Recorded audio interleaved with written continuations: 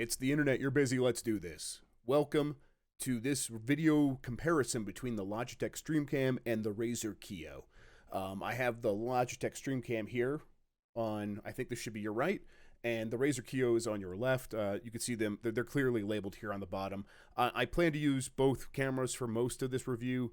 They are both connected to the same PC, recording at the same time. That shouldn't cause any issues. There should be plenty of bandwidth to get that much information through a pretty beefy CPU over here, so we shouldn't have any issues. But we probably should start by talking about what these cameras can do and their connections and how this is making a difference. So the Razer Kiyo's been out for a while. The Razer Kiyo has previously been my favorite camera for my favorite webcam for live streaming content and video games on Twitch or Mixer or wherever. It's very, I think it does a really good job with like skin tones and making you look good quickly without having a lot of hassle. It also has a built-in ring light, LED light, which I've had more and more troubles with over time, and I'm not using it right now. I'm actually using, there's another light back here that's that I have set up that works a little bit better. I believe the Razer Kiyo is about $100. I think that's right. It's in that range. The Streamcam, however, from Logitech it's brand new, and it is very much, they are going after the market of content creators that has really just, I mean, it's sprung up in a huge way, but it's like clearly Logitech's business right now is there is a market of prosumers out there who want good hardware, but not super expensive stuff, and they're willing to pay a little bit more to get stuff that is made for them. I think one of the things I praised about the Razer Kiyo when it first came out is, isn't it nice when a company makes a device that you want to use and they know, and they're making it for your exact purpose. They're making it for gamers on Twitch, and it just makes such a huge difference. Well, that's exactly what the Streamcam is. Logitech is building this for a specific audience of people who are discerning, they know what they want, but they're not a lot of people who are getting into this market of making content for YouTube or Twitch. They don't have a ton of money. They're not making a ton of money yet. So while they want quality from their content, they're not going to go set up a DSLR, or they might, but they also might want something that's simple and just works, and that's definitely what the Streamcam is providing. So what are some of the features of the Streamcam that really help it hit this audience? It's 1080p and 60 frames per second at 1080p. To accomplish that, they use a USB-C connector, which you can use with USB Type A, which is the normal rectangular sized USB connector that most people are used to. But to do that, you'll need an adapter, which is sold separately. If you do that, though, make sure you plug it into a USB 3.1. We'll come back to this. This is this is an important aspect of the Streamcam, and we'll come back to it and talk about it a little bit more very soon. It's got a really nice mic built right in, and it can go vertical, or it could do this landscape, or it can do a portrait mode. You could turn it sideways, and then in the software, the Logitech Capture software, you could say, hey, I am now sideways, go ahead and start recording in a vertical position. So while I write from a perspective of someone who is broadcasting video games, I'm well aware that is not the only market of people creating content on YouTube and Twitch. This is the kind of a camera that it's great for those people. It might be even better for someone doing makeup tutorials or a lifestyle blog, and they want that vertical video for, I don't know, TikTok. I honestly guess I don't know. I don't know. I'm 36 years old with 2 kids. I don't know anything anymore, but I understand that some people do want to be able to record vertically, and that would make sense if you're doing a makeup tutorial. You want to be able to frame the face really well, and a portrait style video actually makes a lot of sense for that. So that's a very cool feature. It's out. I believe it's launching this month, and it's $170. So a bit more expensive, but it has launched more recently, and it is more advanced than the Razer Kiyo. And we'll get into that right now. So let's talk about the comparison. First of all, let's just look and see. I think both look good. You probably have already maybe picked your favorite. It's really easy just to have a gut reaction. I've spent a lot of time setting up my settings and getting both these cameras to where I like them. I'm not trying to make the images look like one another. I'm trying to get each camera to look as best as possible. So that's what we have here. To do that, we have had to have some issues. So the Razer Kiyo can record at 60 frames per second. It can, and it can do it at 720p. I'm finding it shouldn't. You probably shouldn't do that. If you are going to use the Razer Kiyo to record at a high frame rate of 60 frames per second, you're probably going to want to reduce the frame rate, or I'm sorry, the resolution much further down, 540p, something at 480. And that's really okay if you are a small box, if you have a small like window viewing you inside a gameplay window. That works. That's totally fine. If you, and I'll just start doing it, like we'll go through here. I'm going to be clicking and clacking with my mouse over here, and I'll show you guys. So properties, that is not what I wanted. Hang on, let's see here. So right now I'm recording the Razer Kiyo in 720 and 30 frames per second. There's a reason for that, because if I put it up to 60 frames per second, you could see it just gets chunky. You could tell that the throughput of the USB 3.0, I think it's a 3.0 connection, this is just too much data. There's too much happening here. It can't keep up even at 720p. It is compressing the image severely, I think. And I was actually, for a long time, I'm like, I remember the Kiyo looking better than this. What's going on? And I'm like, oh, I usually set it to 30 frames per second when I was really messing around with the settings and trying to dial them in. And we go back down to 30, and you can see it just looks a lot clearer now. Not as smooth. Definitely not as smooth. I mean, look at the Streamcam. Very smooth. So this is the first major difference. So the Razer Kiyo uses a Type A connector. You could connect it to USB 3.0 or 3.1 if you have that on your computer. I have a USB 3.1 connection over here that I have it connected to. But I think it maxes out at 3.0. I think that's what's happening. So the issue, and this is the thing where even if it did support USB 3.1 Type A, you don't have there's not a lot of computers that have that port typically, unless you got something very new, very recent. And I just wouldn't, it'd be hard to recommend like, oh yeah, just get this and plug it into your USB 3.1 slot, because that's rare. This is a problem for the Streamcam as well, of course, because the Streamcam, which can do 1080p at 60 and looks great, it doesn't get much better if you try to like lower the resolution or lower the frame rate. It looks the best at 1080 60, which is really nice. And it connects with a USB Type C. So this is always USB 3.1 at least. And I have it plugged into the USB Type C connector on the back of my computer over here. And no issues. It's a crisp image with none of the compression that we were seeing with the Razer Kiyo at 60 frames per second. But if you don't have a USB Type-C connection on your computer, you might have a USB 3.1. I doubt it. I would be very skeptical that if you have a computer that doesn't have a Type-C connector, that instead it has a USB Type A 3.1. I know I'm using a lot of like the jargon maybe, and a lot of people who might be watching this just saying, I just need to know, is this camera good? Tell me. If you have, like most phones now, especially Android phones, and or if you have like a Mac computer, the Thunderbolt connection, if you have that on your computer, on your laptop, you could just connect the Streamcam directly into that, and it's going to work great. And in that case, it is very easy to recommend. I don't think it's necessarily a runaway success for the Streamcam. I think that when I was comparing the Razer Kiyo to like the Logitech C920 and then the C922, I liked those Logitech cameras, and I preferred the Razer Kiyo. And for some of the reasons I previously preferred the Kiyo over those earlier Logitech cameras, there are still part of me that's like, in some instances, even at 720p 30, the Kiyo looks better. But it's much more like, I think that for a wider audience, maybe in most circumstances, if you have the right connector, the Streamcam is better. And let me just explain that. So, again, let's look at these two images. I think I was starting to say earlier, you're going to have an immediate reaction. Which one do you think looks better? And I think they both look good.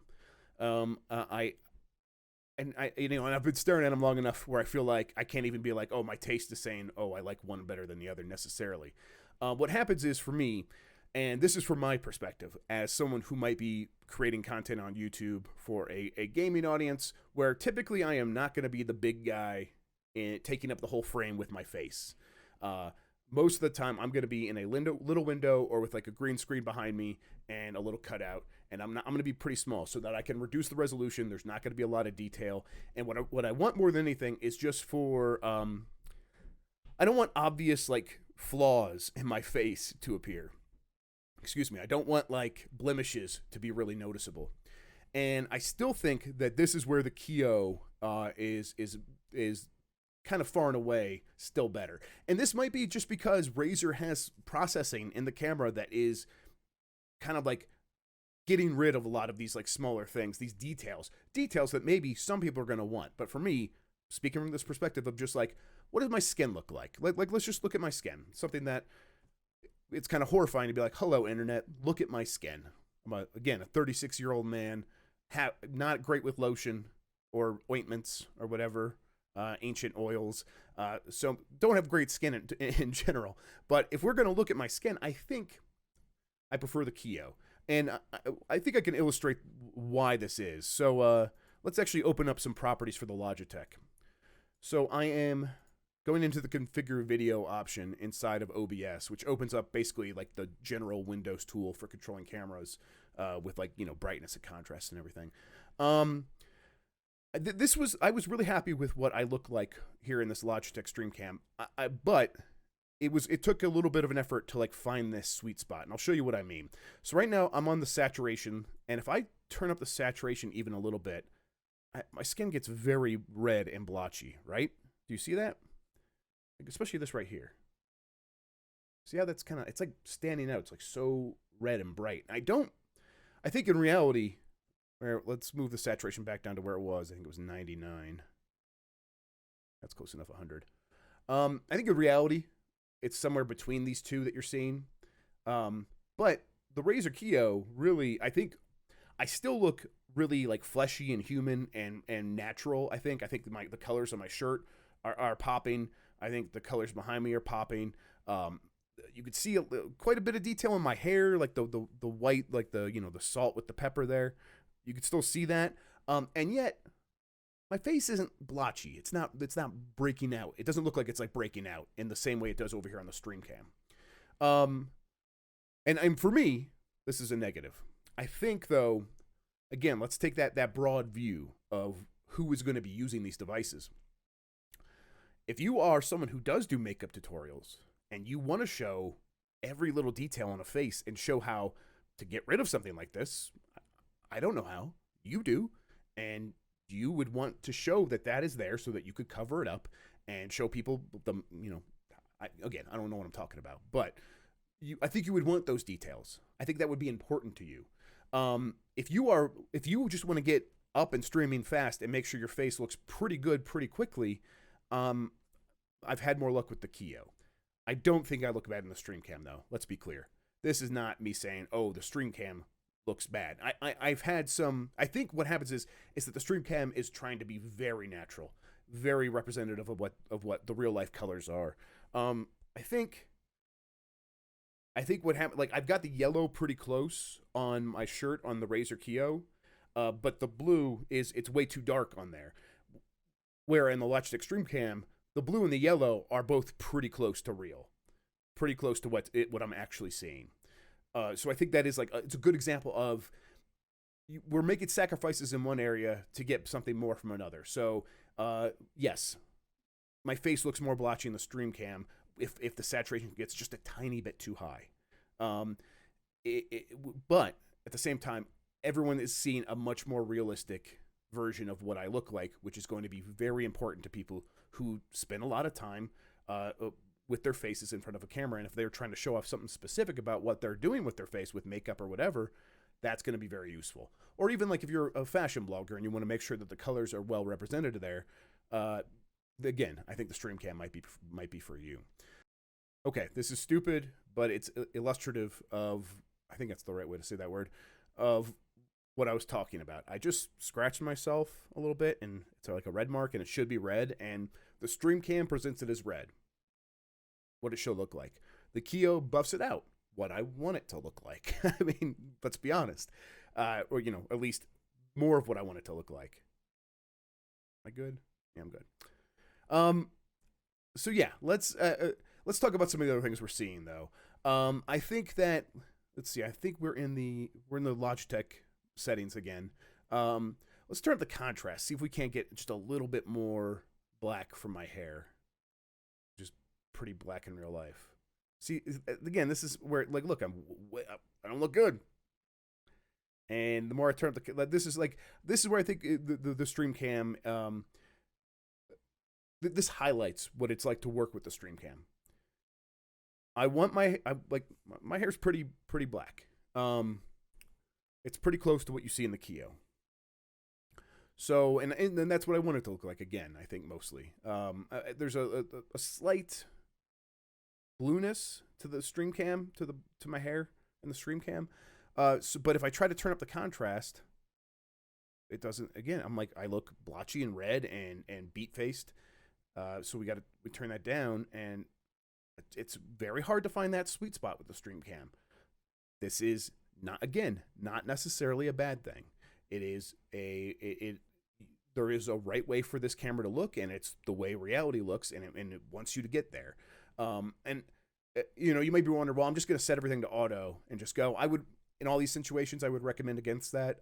You're just not going to get your money's worth if you go with auto for any webcam. It's worth it just to turn off auto on everything, get in those settings. I know it might be daunting. It's really not. Basically, just set the exposure, set the focus, and then set the gain so that the lighting level looks good. If you're using a high frame rate, you want to have a pretty low exposure, so like -5, -6, and then set your white balance and your saturation, brightness, and contrast. Mess around with those, get those all right, and once you do, it's going to look way better than you can get from auto. So we were messing around with the contrast, couldn't get it to look much better. So let's try the white balance. Maybe that'll help some. Again, see, it's very easy, I think, to see. Now, I like this. Look, I am not a handsome man. But this is much less representative of what I really look like. And now, you know, it's probably more accurate right there. I don't think I'm quite as pink like here and there, but maybe. But the point is temperamental. It's the wrong word. It's just specific. It wants you to find the right settings, and you can't go too far off in any direction, or else you'll lose something. So yeah, we were trying to. I think that's a little bit better. Let's go just a tiny bit higher, and then the contrast up. No, well, maybe move the saturation down.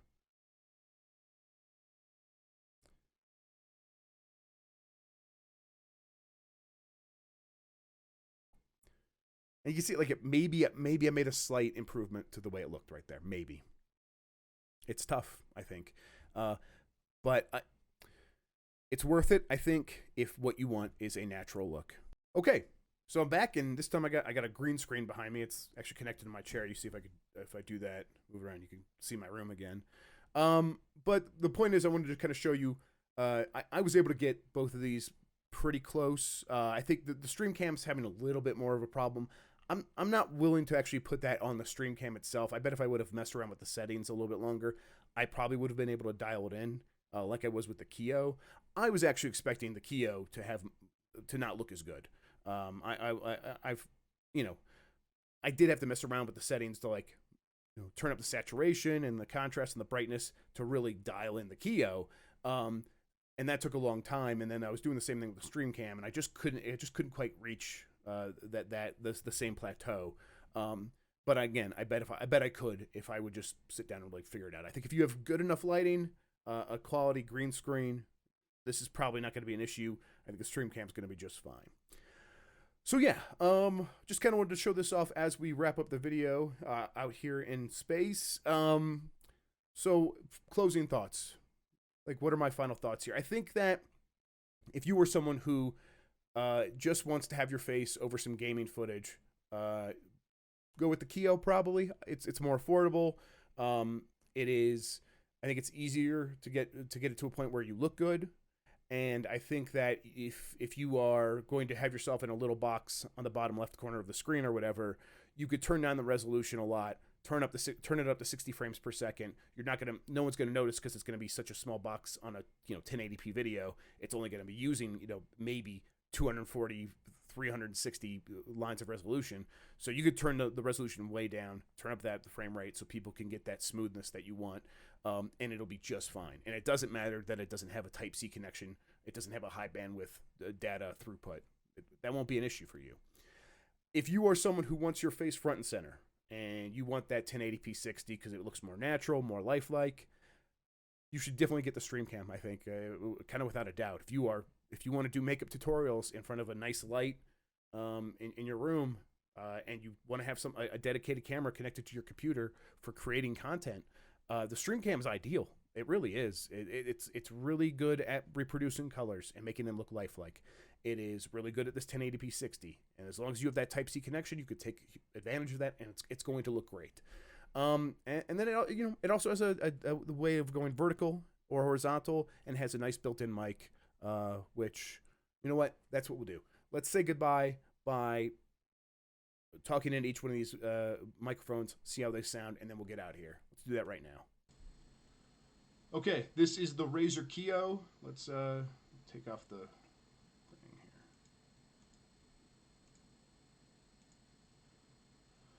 Okay, this is the Razer Kiyo microphone. I'm pointing at this microphone. It's right here. This is what it sounds like. I think it's decent. It's fine. It sounds good for a webcam. Let's go ahead and move over to the Logitech Streamcam now. And then this is what the Logitech Streamcam microphone sounds like. I think it's much better at picking up sound. It's much louder. I've tried to turn it down here in OBS so it doesn't clip. And hopefully it still sounds good though. I think it's a really good mic. If it's a really good mic for communicating, you probably again, Logitech's whole goal here is they bought Blue microphones. They want you to go buy a Blue Yeti USB microphone and then buy the Logitech Streamcam USB camera and use these together to create content and start making money, and then you'll buy stuff that's way beyond anything that Logitech is making. But by then, your friends will have seen you using this stuff for so long that they'll buy the stuff that you used to be using, so they can get started. And it's a whole cycle, and Logitech makes a lot of money in the process. That's the aim, anyhow. I think it's a good plan. It makes sense to me. And if this plan means that we get devices like the Streamcam, if it means that we get microphones like the Blue Yeti X, I think it is. A great microphone, just sounds wonderful. I'm not using it now, but I got it right back there. It's incredible. I really love that microphone. This is nothing but good things for everyone just getting started creating content, because you can go out there and potentially afford this stuff, get started, and build a platform where people aren't saying, quit using the potato. Your potato cam looks awful. I think this looks pretty good, and you could build a following with this without any doubt. I'm sure of it. Okay, I think that's going to do it for me. Thank you for watching. Do I really want to say goodbye with these two green screen dopey faces here? I guess so. All right, I'm going to wave goodbye. Thanks for watching. Again, the Streamcam, it's out now, or coming out, it's launching this month. $169, I believe, $170. Check it out. I'll have a written review for it on gamesbeat.com if you want to check that out. Until then, have a good one. I'll catch you next time, and goodbye.